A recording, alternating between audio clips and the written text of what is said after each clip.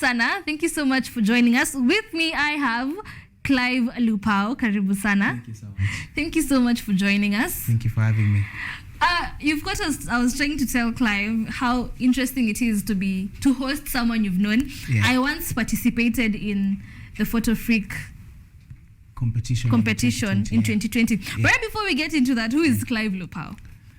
Thank you for having me. First, I would like to begin by congratulating our Woman Crush Wednesday today, Dr. Susan Nahumicha, as you have said and outlined her achievements in the industry and her recent appointment to the Ministry of Health. Yeah. Congratulations, and to all other women who have been appointed as cabinet secretaries. We wish you all the best, and we look forward to you serving our country to the best of your ability. True. So thank you for having me once again. Clive Lupao is an entrepreneur. Clive Lupao is a young person who is enthusiastic about society, is enthusiastic about leadership, is enthusiastic about creating opportunities for young people, is enthusiastic about going out there to find that which many people do not go to look for. And I am always happy to bring back my hand to the table for everybody to enjoy. Yeah. Clive you're also a computer scientist, you're a startup consultant, you are also a managing director at the Thirsty Shona Textiles. Yes. That name caught my eye. Why Thirsty Shona? What does Thirsty Shona mean? Yeah, so as you've said, Photo Freak magazine is a fashion and lifestyle magazine that I began together with a few friends of mine back in campus. And Photo Freak has grown tremendously since 2016. And in some time, 2021, it gave birth to Thirsty Shona Textiles as a result of a business plan competition that we took part in immediately after doing the top 20 under 23 models in Kenya competition. We took part in a grant competition that was organized by the World Bank. And in our business plan competition, of course, in our business plan, we outlined growth. It was either you submit an existing business idea, an existing business that you want to expand, or a new business idea that you want to begin. And so we were lucky enough to put in our application to expand and grow Photo Freak magazine to become a textile and apparel production center, which we did. And lucky for us, and we were able to set up the business after getting the grant funding. We have a production center in Western Kenya. So Thirsty Shona Textiles is inspired by many things.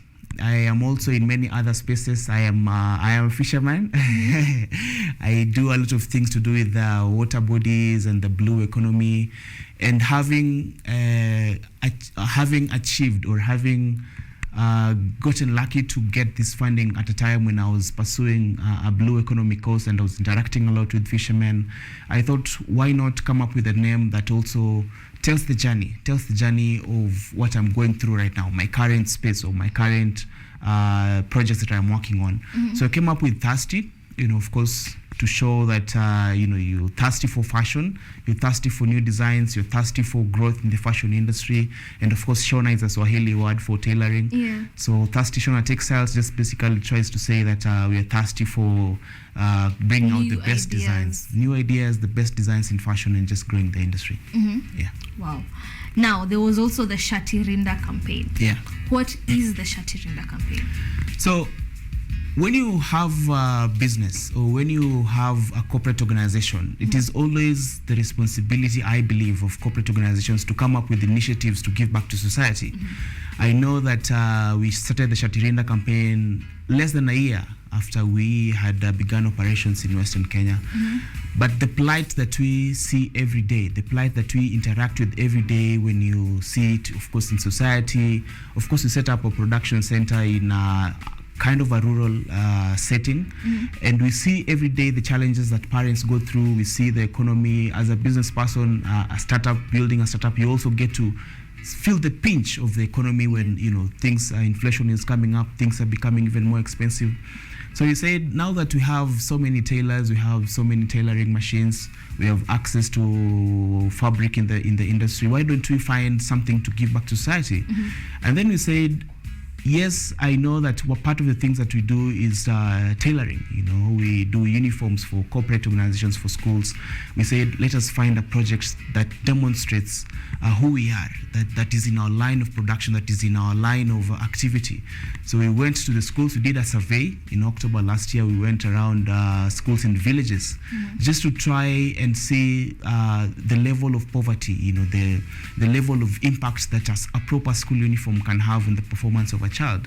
And we interacted with the parents, we interacted with the school administration. They told us about how some students do not have proper school uniform, and they fail to come to school because of that. How some students do not have clothing, they do not have even a place to stay. So we said our only immediate place of intervention is being able to provide proper school uniform for these kids. So we began the campaign, which is a last mile uniform donation program of school uniforms to school-going children from needy families in Kenya. So basically the Shati Rinda campaign is just basically to provide uniforms, good quality uniforms to vulnerable school-going children. Exactly, mostly in the rural areas and in the arid and semi-arid areas in Kenya, which is the areas that are most affected by poverty levels.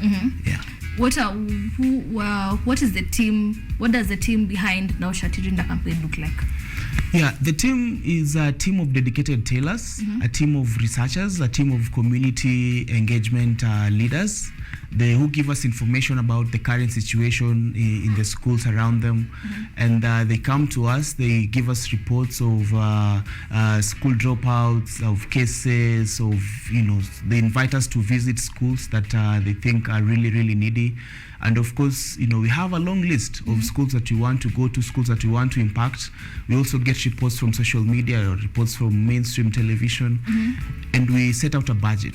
So we set out 10% of all our income towards this campaign. And the team is ready. The team is willing. We have already done 5 schools. We have already tailored uniforms, over 200 uniforms for 5 schools. And we've already begun donation. We've gone to 2 schools. We've given out the uniforms. We can see the happiness. We can see the joy of that child when they put on that new uniform. Yes. And you can see we've been going back to the schools for reports, collection of data. How has this student been performing after the donation? Is it improving their outlook in school? What impact is it even having to the rest of the parents? Are they feeling encouraged to provide for this child? So moving forward, do you have the intention to expand to the rest of the country? Yes, of course. Being a startup, we are not able to do all the schools or the entire country because we have a small revenue stream.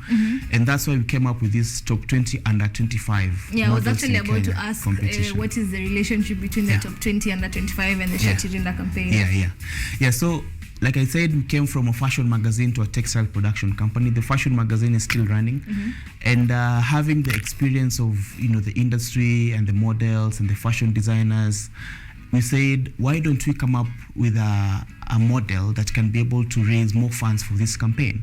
So we said we organize a top 20 under 25 models in Kenya competition, and we give them a purpose.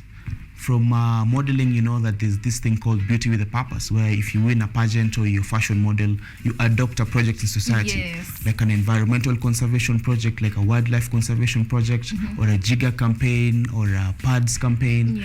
So donation of uniforms is a way of giving back to society, is a way of impacting society, and models are at the forefront of adopting such initiatives.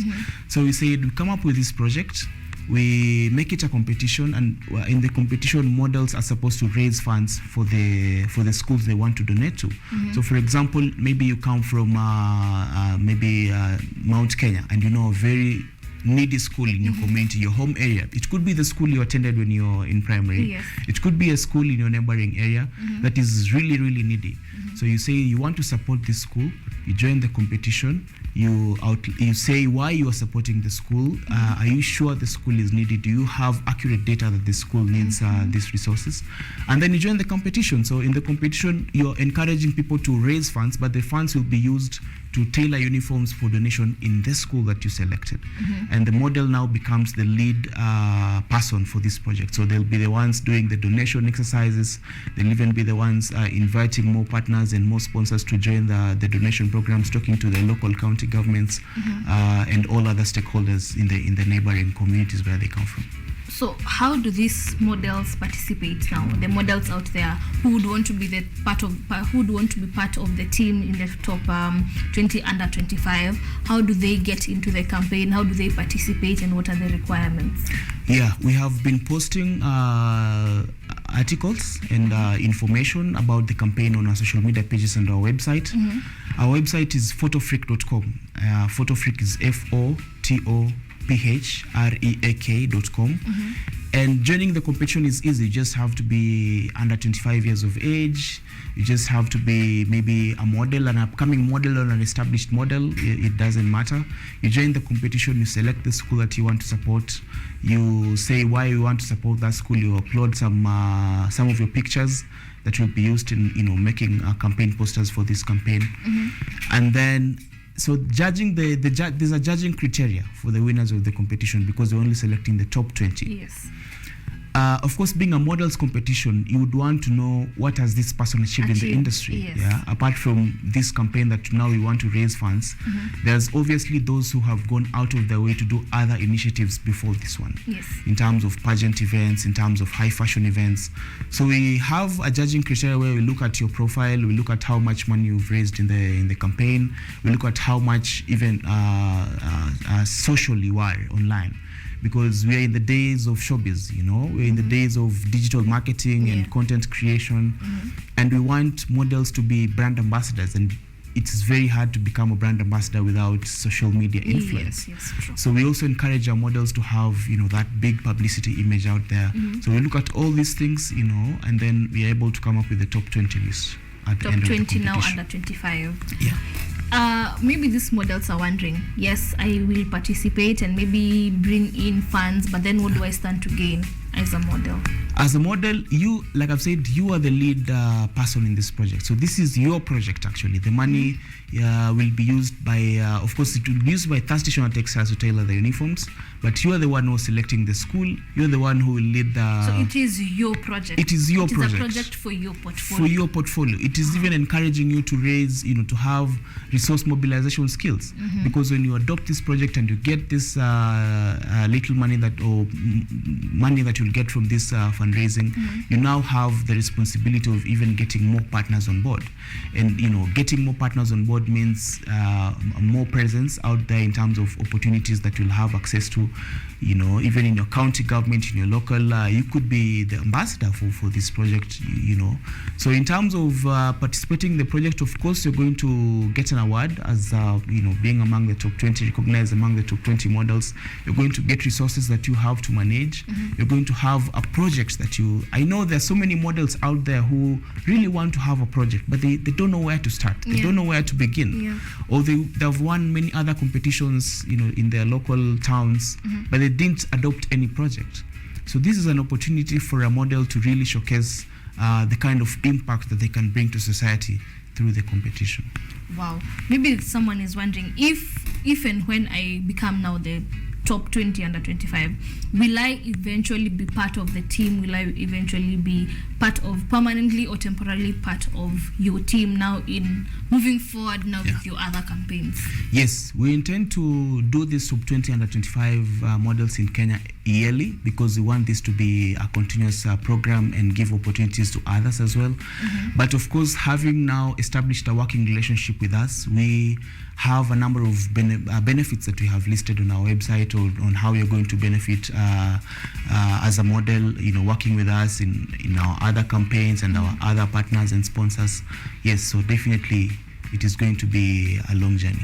What kind of sponsorships and partnerships like would you be looking for to join the team to maybe enhance it and make it better? Yeah, of course we're looking for partners who manufacture or are in the space of education. We're looking for education supporters or companies that deal with items that are used by school-going children, in terms of books, in terms of shoes, in terms of bags. So eventually you don't want it to just be uniform. Not uniforms only, because when you go to do the donation, you want it to be a holistic exercise. Yeah. That's why I've said the model will now have the responsibility of even bringing other partners on board. So on the day of taking the Shati Rinda campaign donation, we also have other organizations bringing other items. We also have other kind of forms of support from other organizations and also individuals. So we're looking for all corporate organizations that are willing to support education programs. I know different corporate organizations have different ways of doing their impact in society, but this one touches on the heart of every Kenyan parent, on the heart of every Kenyan grown up, because everybody wants the young children to grow and to succeed and to come up just like they have. Yeah. So like how do you plan your schedule in regards to now the schools you're going to visit, how you're going to visit them, maybe in a month, in 2 months? How do you have your time planned out? Yeah, so the competition has just begun. We are currently in the process of registering models. We'll do registration for a month, and then we'll start the fundraising campaign and online competition for 2 months. So we are looking at February or late January for announcement of results, and then of course there's a process of tailoring, but of course tailoring does not take us a very long time. We do tailoring in like 2 weeks, and then after that we now arrange. We also have to organize with the schools, because schools have their own schedules. So a school will tell you on a certain day, maybe we have this activity, would prefer that you come on this day. So it's a process that also has to, we have to liaise with the schools where we're going to before we set a date for the donations in that school. Okay. Moving forward, if there's someone or an individual out there who would be interested to participate, maybe send in donations, finances, textile, how would they go about it? They can get in touch with us. We are all over on social media, and we are currently sharing, of course, our website with the fashion magazine. Our website is still coming up, but they can get in touch with us via email address thirstishonakenya@gmail.com, shatirindakenya@gmail.com, thirstishona@gmail.com. We've also been having our own crowdfunding campaign on a platform called Mchanga, where we've also just been raising funds before we even started the competition. But they can also get in touch with us via phone number 0741 069 095. Please take us through the number again. 0741 069 095. Yeah. The website? The website is photofreak.com, photofreak.com. Yeah. Interesting. Earlier on, let me divert kidogo, since you're in the fashion and beauty industry. I had asked the men to let us know whether they have a skincare routine. Do you have a skincare routine? Interesting question. I think for most men, we would tend to think most men want a skincare routine if you have a skin problem. Men are not like the everyday kind of thing. But of course, we clean up. Skincare routine could be as simple as cleaning up your face before you go to bed, or a hot towel, a warm towel, clean up your face nicely, and many different people react to different products differently. So yes, personally have a skincare routine. I try to make sure that I don't touch my face all the time. Yeah. Just kind of making sure that I clean my face before going to bed, clean your face properly in the morning. In terms of products, I haven't gotten into use of so many products, but I always try to check the manufacturing details in terms of how my skin can react to different products before I get to use them. Because I have some feedback here. I had asked the audience as well. So we have Maria Manu. This is a female individual. I use face masks, toner, moisturizer, and sunscreen to make my face glow. Then we have Profound Matoi, soap and water. Alafu kamafuta kwa umbali kwisha. I am good to go, and even this is overdoing. Manaume ni kuparara. That's what I had them say. Well, well, there's no harm in having a man glowing, right? Yeah, there's no harm in having glowing skin. Hata ka mafuta sio, hata ka Vaseline, hata ka Remis. Kadogo too, you know. Yeah. But yeah, thank you so much for joining us, Clive. Looking forward to... When is the event for the Shati Rinda campaign? It is a process. It is not like a one-day event. Yes. Yeah. So, like I've said, we're in the registration process. We are registering models to sign up for the competition, and then we'll open up the competition for voting and raising funds and publicity and social media, and then we'll now announce winners in late January, and then we'll have an event in February to crown the winners of the competition, and then we'll begin the process of tailoring, producing the uniforms for the schools, and then we'll give out the uniforms to the schools. So for anyone who would like to participate as a partner and as a sponsor for the event, you've said they contact you on the number you gave, which you can still give again. Yeah, you can get in touch with us. If you're not able to maybe find the website or get the link for registration, just call or WhatsApp 0741 069 095. I am so jealous that when I participated in this event, I was number four. Yeah, you're number 4. Why didn't we have all this? Why wasn't I'm honestly genuinely jealous. I mean, tell you guys, I used to be a model. You see, like it's a joke. I was a model, and I once participated. It was the top 20 under 23 at the time. I was still a young girl. Anyway, for those wondering what the Shati Rinda campaign is, like he has said, it's a platform to provide uniform to vulnerable children, and moving forward he would want to provide shoes, books, everything that entails a school going student. So if you're out there and you have a donation, make sure you reach out to their website, which is Photofreak, and he has given a spelling FOTOPRPHREAK.com, right? Yes. So please reach out, support. Giving back to the society has never been a bad thing, and you can never go wrong with giving back to the society. The Bible says, what does it say? Service to humanity is service to God. I am sorry, you may hanky dog, it happens. Service to humanity is service to God. So, support the society. Clive, anything you'd like to say before we close? Yeah, just my parting shot, maybe to corporate organizations that are out there and looking for to impact society, is that at a time when the cost of living is skyrocketing every time, at a time when fuel is going up, basic commodities is going up, taxes are being increased every day. And we have this parent who's even struggling with providing the necessities for CBC curriculum. I know we are reviewing it, but education has become very expensive in Kenya. I agree. And you can imagine that low parent down there. This is completely a bit out of topic, but yesterday I came across, what are they called? The newsletters that are given to kids to take to their parents. And part of the CBC curriculum was saying that this child the following day was supposed to go to school with 5 smokies, 5 drumsticks, 5 liters of cooking oil, and there was tomatoes, I think, dania, vegetables to go for a cooking class.